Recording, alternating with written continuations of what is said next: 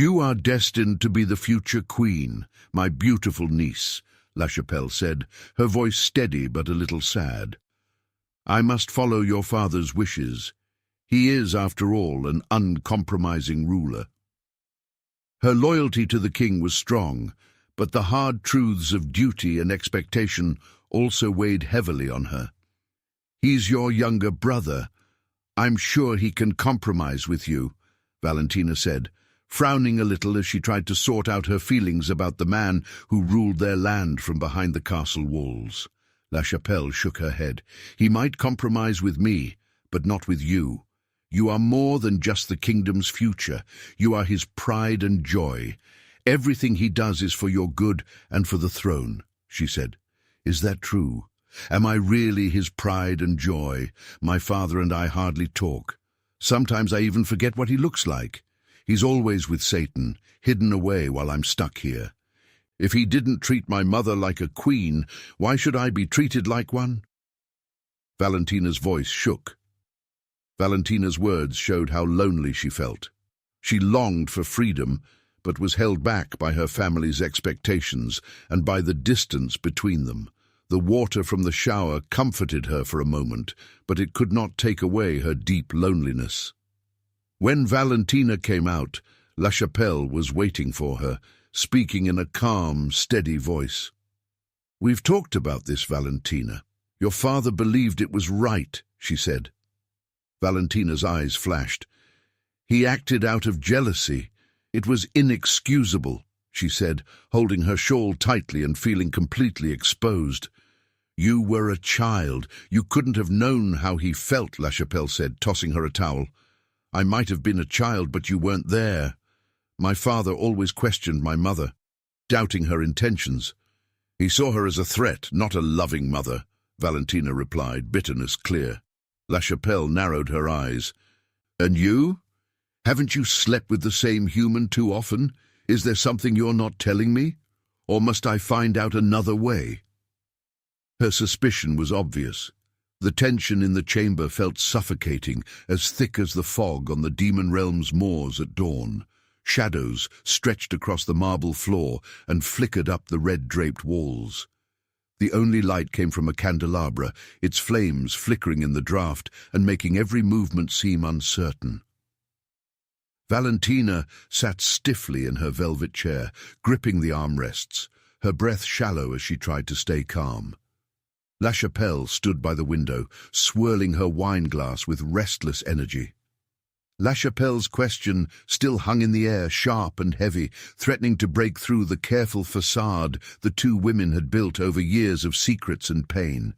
Valentina's heart pounded in her ears, her anxiety growing not just from the argument, but from a new realization. What if, beneath all her judgment of forbidden love, she had become what she feared? Her desires, once quiet, now demanded her attention, forcing her to face truths she had always hidden, even from herself. "What? Are you spying on me?" Valentina replied, her tone careful and her words deliberately vague. She kept her face unreadable, lips pressed in a thin line as she avoided her aunt's gaze. Outwardly calm, inside, she felt panic and anger. Lachapelle watched her closely, looking for any sign of guilt or weakness, but saw only practiced calm. Their conversation felt like a chess game, each word a move, each silence a warning. Lachapelle leaned in, the candlelight catching in the deep lines of her face, her eyes shining with a storm of worry and fierce protectiveness.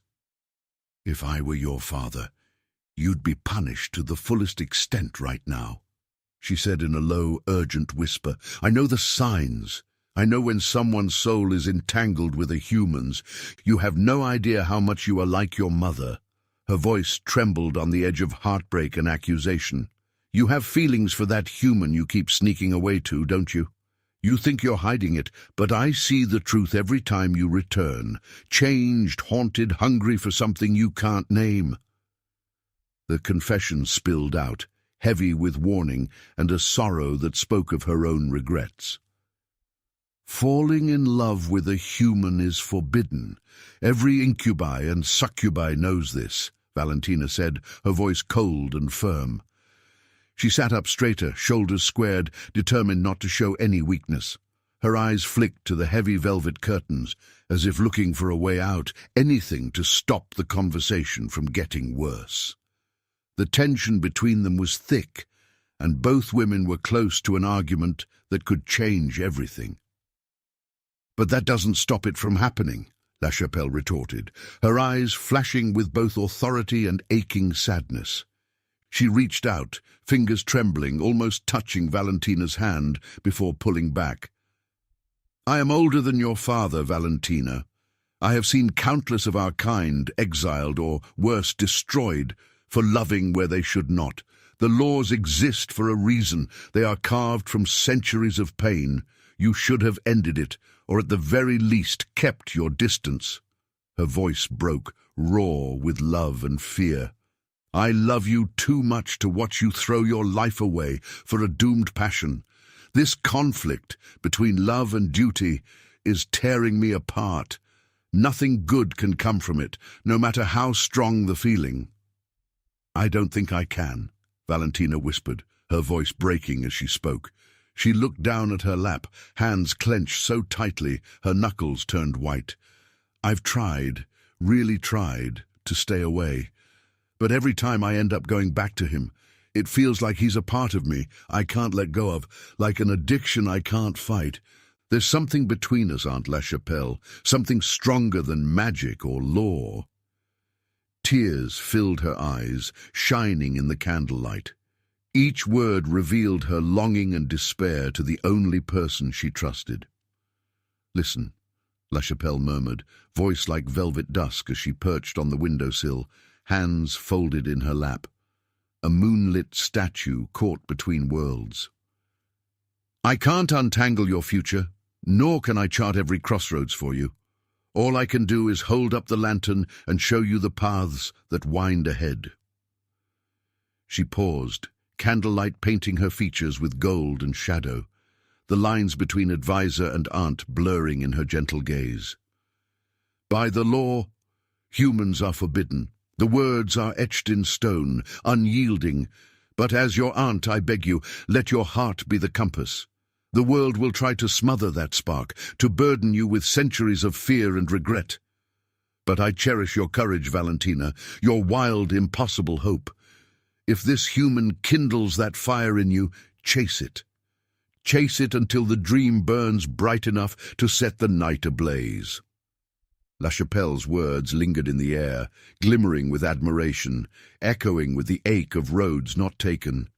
Candlelight danced across the stone, their shadows braided together on the wall, silent testaments to love's reach and the chasm carved by duty.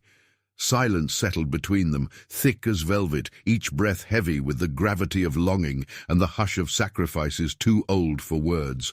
"What if my father finds out?" Valentina whispered, her voice trembling, each word a moth fluttering against the lantern of her chest. The question hung between them, heavy as prophecy.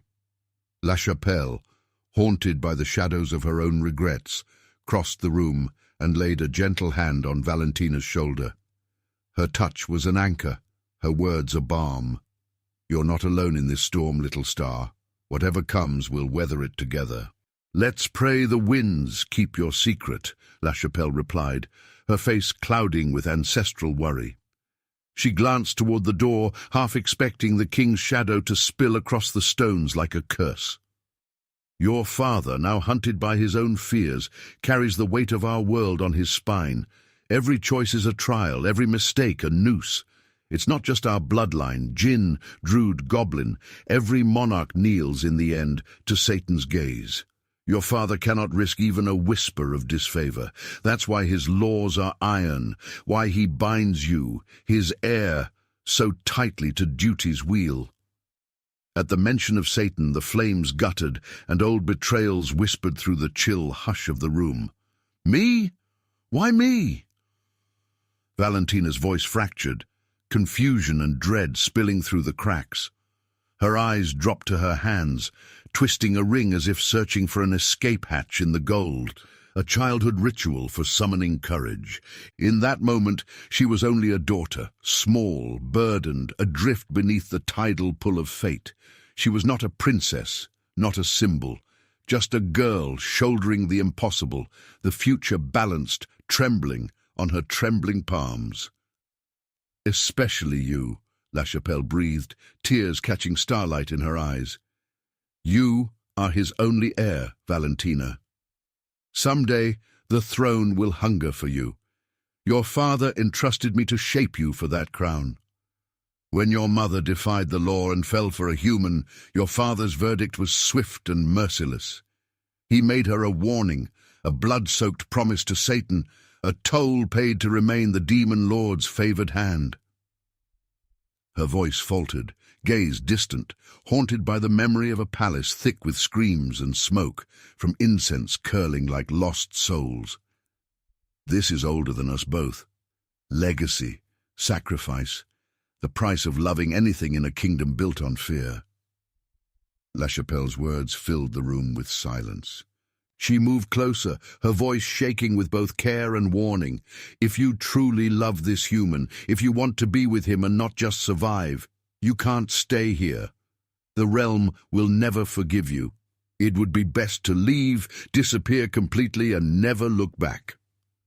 Her words weighed on Valentina, the threat of exile cutting deep. Valentina's heart sank at the thought of leaving her home, and memories of her childhood and family turned bittersweet.